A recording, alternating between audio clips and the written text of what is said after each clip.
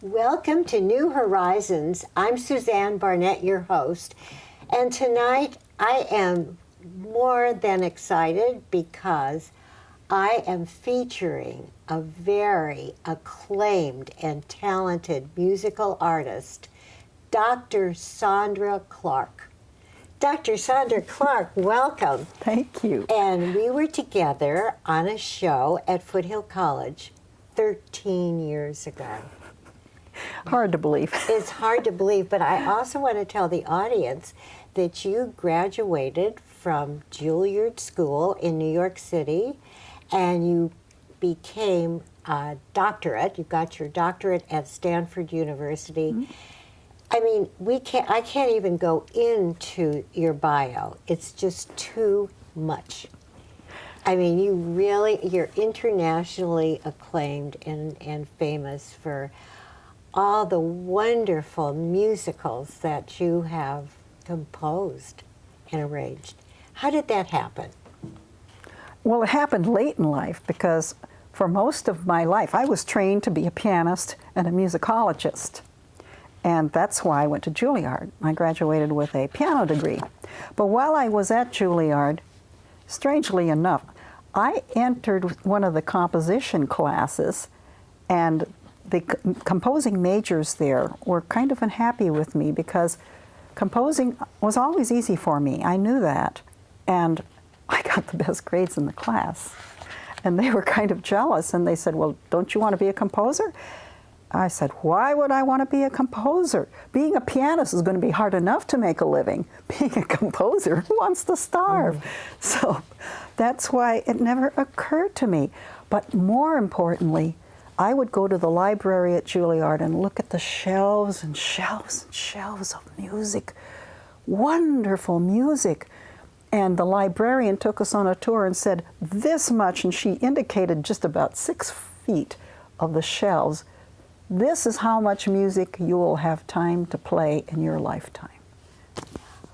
And I was so crushed by that, I thought, why would anyone want to be a composer? So I dismissed it until I was 50.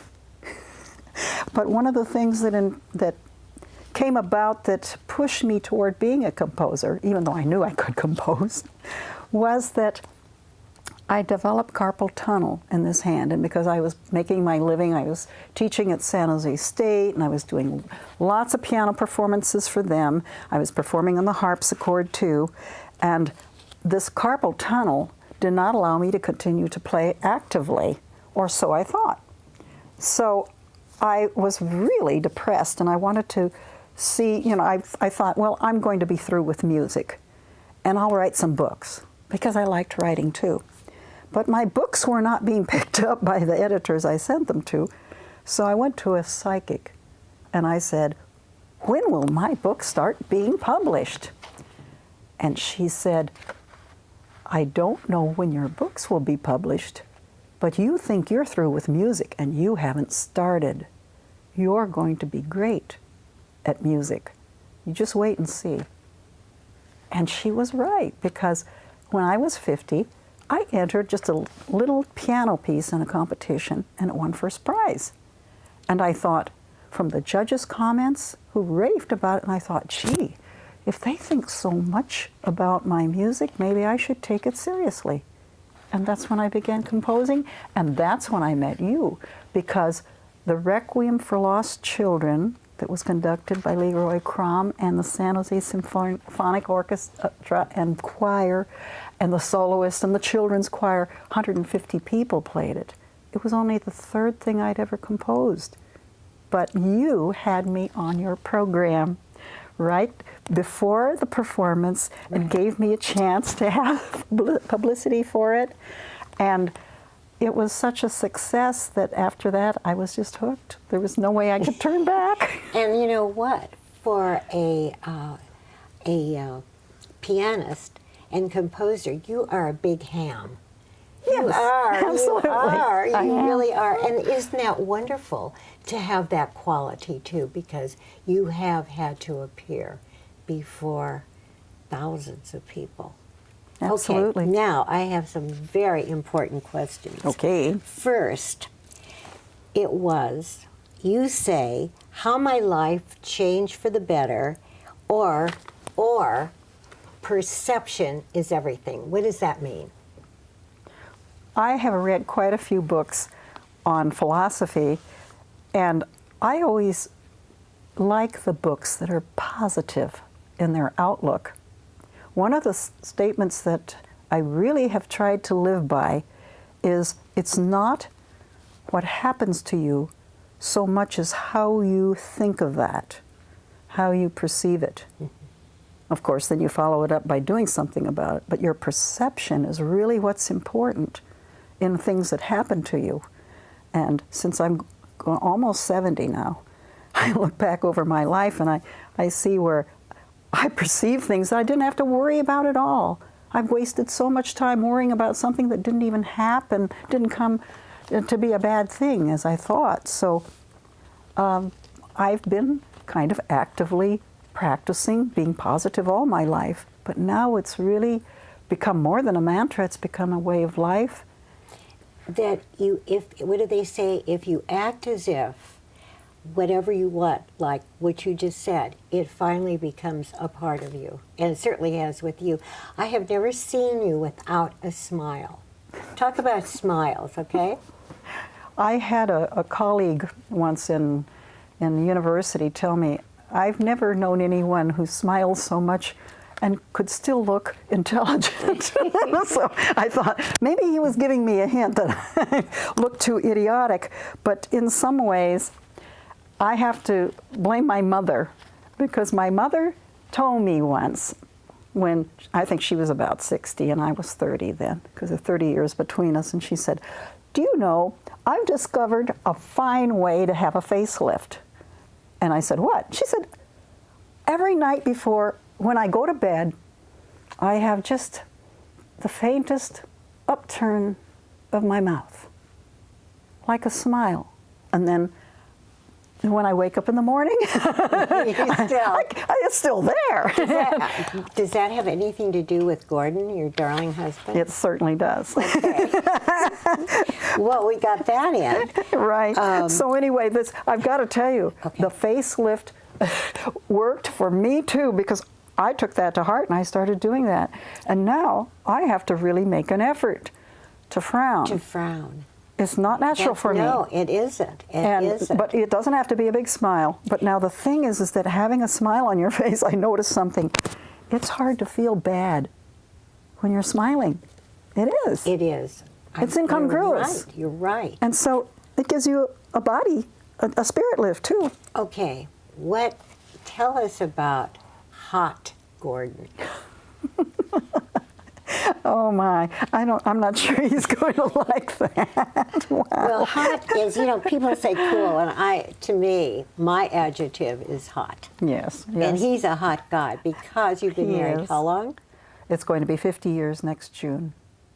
And when I was 18, we met, and I cannot believe that I was smart enough to marry him when I was 19, because I knew, and I told him, there's too many things I have to do. I have to go to Julliard. I have to get many degrees, because my father was a reservation Indian boy, and he went only to Indian schools, and he always wanted to go to college.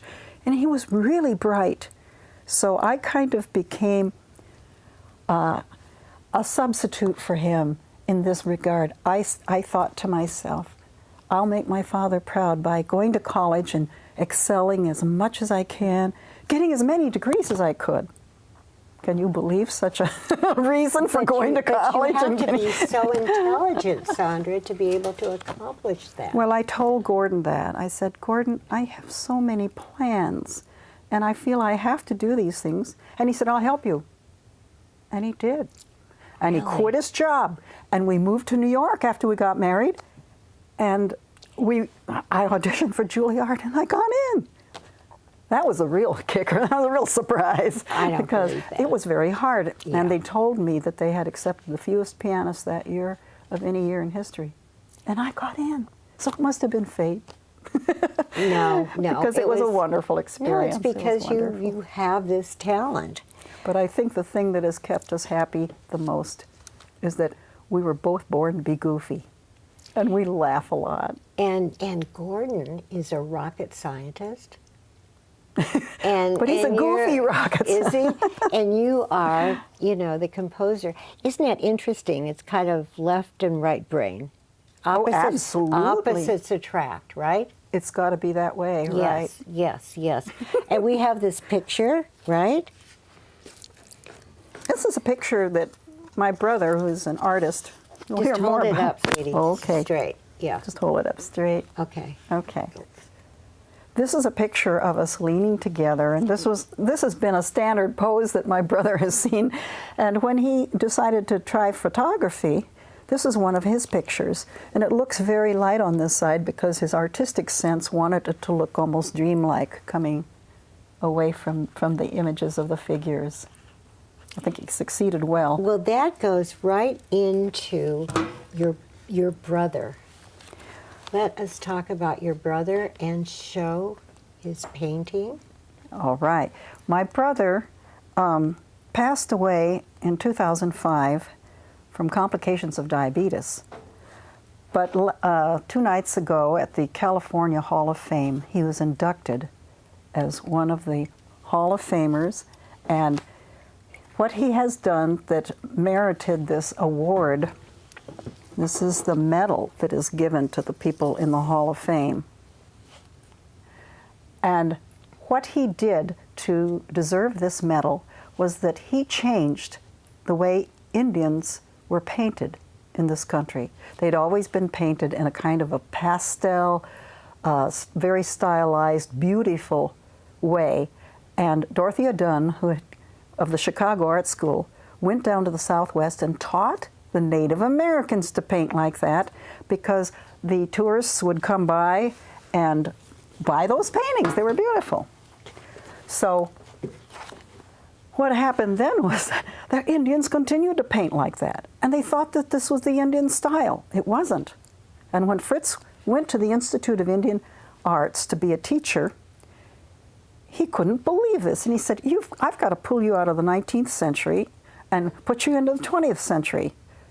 Paint with color and bright vibrancy, and paint subjects that are real, not red. And he became famous for this, and he honestly did lead a new style, and that's why he received the medal, and he was inducted into the Hall of Fame. But tell well, to finish off with a photo. Yeah. We only noticed this was one of the last paintings that he did before he died. And we looked at the 2 images and we were thinking, oh my gosh, it's us. It's Gordon and me. And it was one of the last things he did. He must have been thinking about us. And we were his closest friends. So I guess I guess I'm right. And that painting is very emotional for me because of that. And you have many of his other paintings, so. Oh, yes. You're very, but what I think too is so interesting, Sondra, and also your sister, that the 3 of you are so talented. Really, in one family. Usually there's 1, but not 3. But your sister's a musician too. My sister is a violinist. She's a concert master of various orchestras around here, one being the Santa Cruz Symphony. And it was very confusing for our parents because their choice of music was Lawrence Welk. And we didn't have a single classical music station in the little towns in the Dakotas where we grew up. All 3 of us were born in the Dakotas. And so this was very difficult, and we had a lot of catching up to do when we were already almost mature. Yes. So we are going to play some music, because tell about the Dead Notes. Well, one of the things that is so wonderful are the people that I've met through my composing. Like, for instance, this is one of the pieces I composed that is kind of a bestseller. It's written for 2 people at 1 piano. And because I know all these fabulous players, they play my music beautifully. This is why I need them so much, is that what I write, just black and white, paper, notes on paper, it's dead. It has no life until they give it life. And so I've made so many friends. I have files and files of musician friends who I adore because they are the ones that have really made my music what it is. But how humbling of you to say that yours are only dead notes, but then they don't sound like dead notes to me. How did the notes come to you? Well, might I just say before this piece is over, excuse me for interrupting. Yeah. This piece was just premiered in the Ukraine, in Odessa, by one of my favorite musicians, of these wonderful musicians. Many of them are in other countries, and that's the Julliard duo, and they are just fabulous players, and this is what they premiered in the Ukraine. It's beautiful. It sounds wonderful. Well, they don't have Latin music much there, so they were really happy to have something. This is the Brasilia Begin from my South American suite that they premiered in May. And this is the poster. Julliard.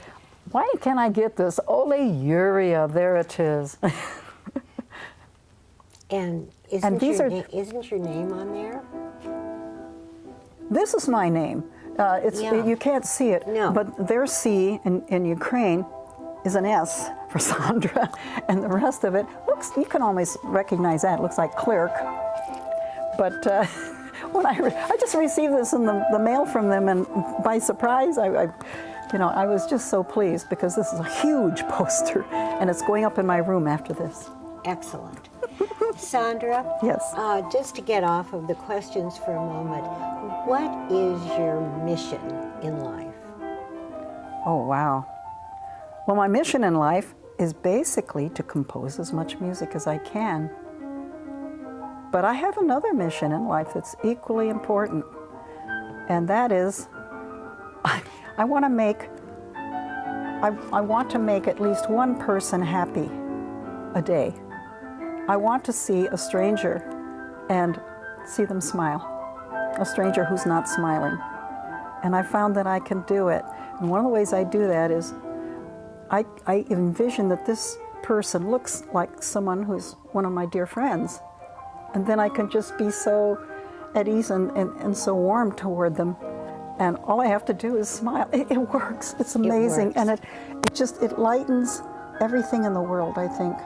I think these tiny little episodes of joy that you experience every day, I want to do things like that every day.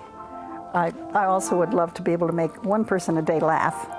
And Gordon says I'm a very funny person, and I do have, I'm the comeback kid. I have funny comebacks. And in the elevator at Whole Foods or something, I'll have everybody, even the children, laughing. So you're also a comedian. I guess I would like to do that. I bet Before I die, I'm going to do a stand-up, I think. Yeah. but I don't know. I think it's the everyday little casual things, which are the way you can elevate the mood of the world. Of course, of course. I have to tell you one more thing about my brother. I learned so much from my artist brother. And by the way, I have to also tell that his exhibit at the California Museum in Sacramento is going to run a whole year, so you can see all of his paintings at the California Museum on 10th and O in Sacramento. That's a wonderful museum. People should know more about this. Absolutely. I'm so glad you mentioned that. Yes. I'm so glad. My brother told me that, gee, what was I going to say? My senior moment has arrived.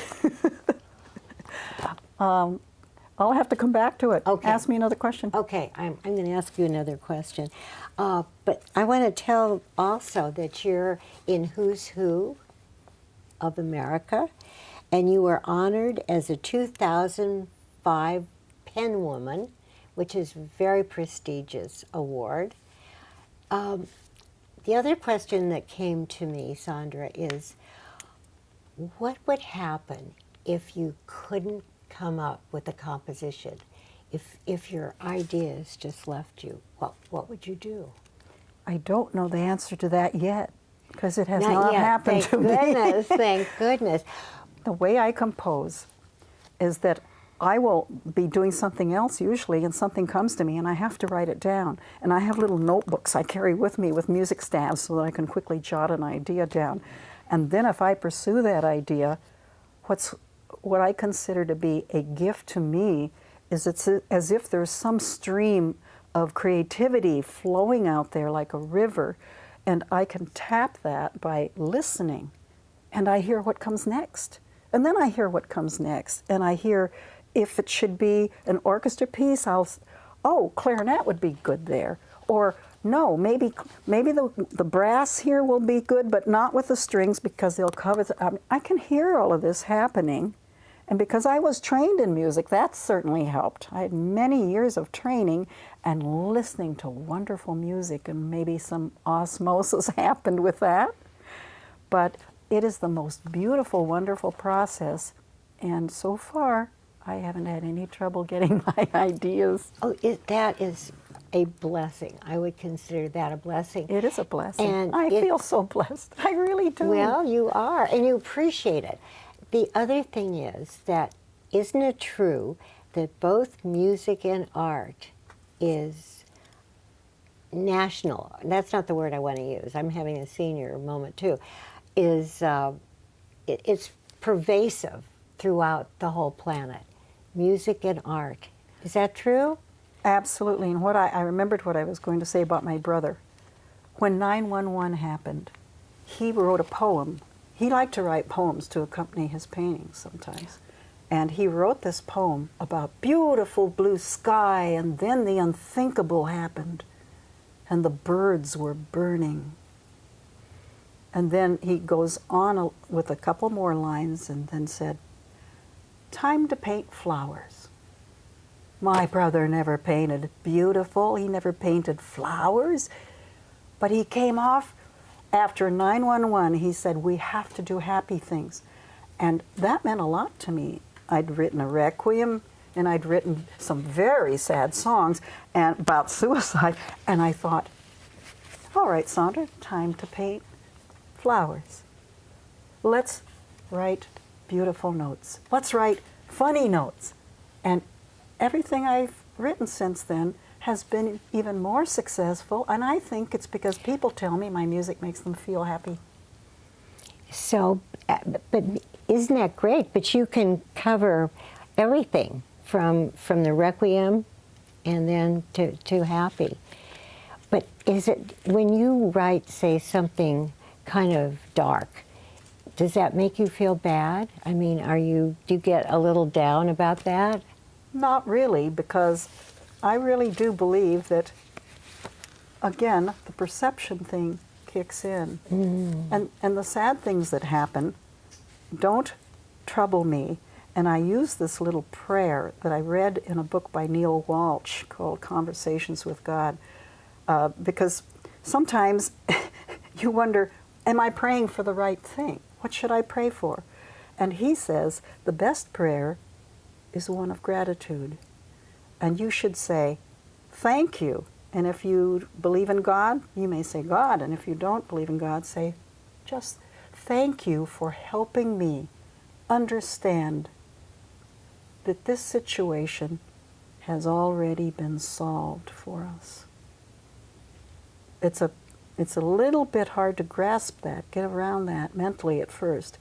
Thank you for helping me understand, making it right in you, that what is happening now that could be perceived as bad is already being solved by higher forces that are going to help. So you thank them for it. Okay. Now, before we run out of time, we're going to show the monster concert. Oh, that is lovely. So vital, and here it is. Thank you so much. Here's 12 Steinways on the stage. I love to do ensemble piano, and I am a board member of the Kurosawa Piano Foundation, which is putting on a monster concert. We're probably going to have about 100 kids, and all the way up to professional players in our Monster Concert, which is happening the 31st, the last day of January, Sunday, in the year of 2010, of course. And it's going to be at West Valley College because they have a stage that can hold 12 pianos. There's some weight there. And I just heard the first rehearsal of it a couple weeks ago, and it's going to be so exciting. The kids are doing so beautifully.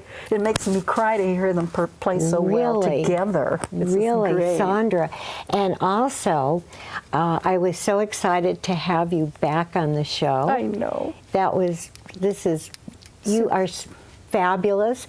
And I used to tell people, because I'd only done the show, a couple of years, and I had you on, and I said, I had this opera composer, and guess what? I asked her what the creative process was, and she said she sees notes running across her forehead. I still have that picture of you.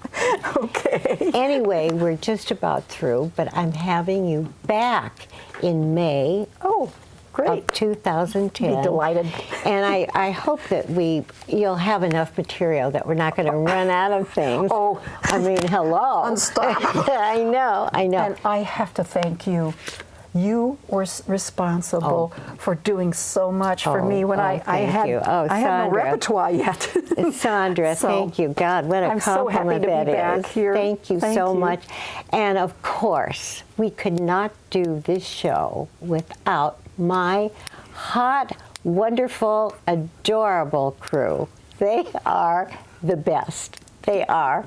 And of course, I want to thank our audience for watching, and I want to thank KMVT. This is such a wonderful station. And I can't wait to see you next time. And we're going to end with Dr. I love that. I wish I was a doctor. Dr. Sondra Clark's homage to George Gershwin. You did that too, among 8,000 other things.